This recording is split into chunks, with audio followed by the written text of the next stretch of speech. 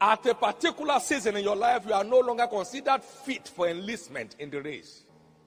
You are no longer considered fit for enlistment in the race of destiny.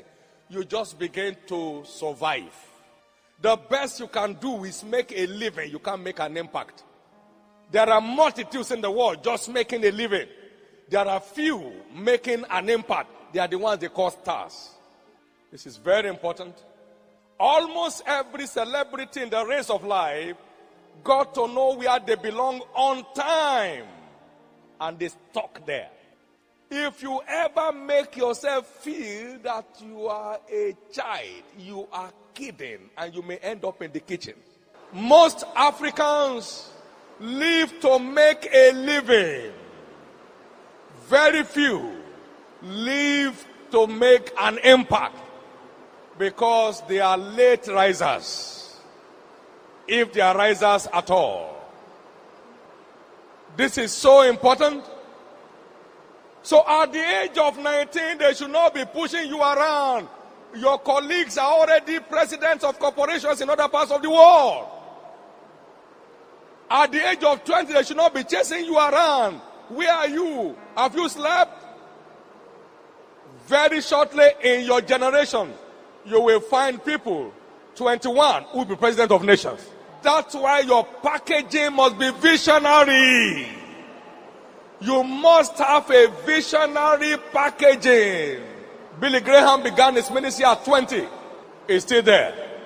You are getting too old for a star. Get up on your feet and make your moments count. We are in a race.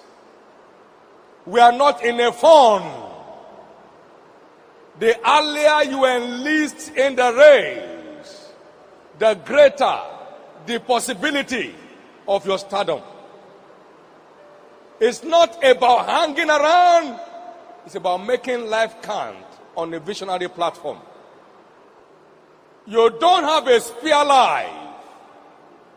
Strive to make the most of this only life you have.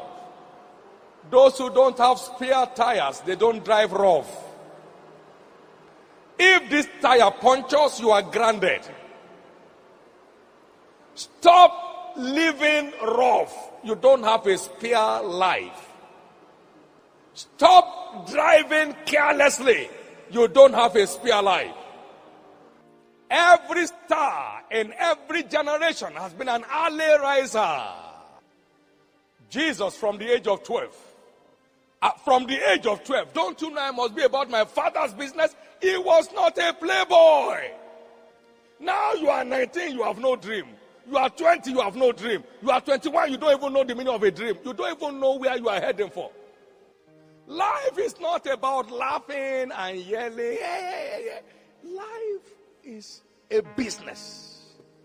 You are either making losses, recording losses, or making profit. If you are older than 12 and you don't still know where you are going, you are not in line with Christ. From the age of 12, he knew his father's business and he was hanging around it. If you are 17 and you say you don't have a bearing for your destiny, you are already working behind schedule. You need to wake up. You know how many schools you have gone? Most of you are graduates already. I'm happy you are quiet. Majority of you are already behind schedule. And the reason for this meeting is to dig around you and fertilize your life and let the star in you begin to find expression. But that has to begin with getting your bearings right. Life without a right bearing is a burden.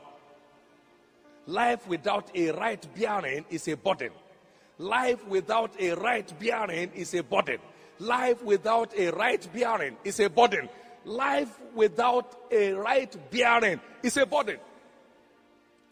According to scriptures, you are to enlist in the race latest at 20. Your 20s are your last season for enlistment. You yourself know that at the age of 30, they won't enlist you in professional sports. They won't. You are late. You are late. Except you are playing. Look, in footballing, you have the under 16. How many understand what I'm talking about? Then you have the under 20. And then you have the under 23.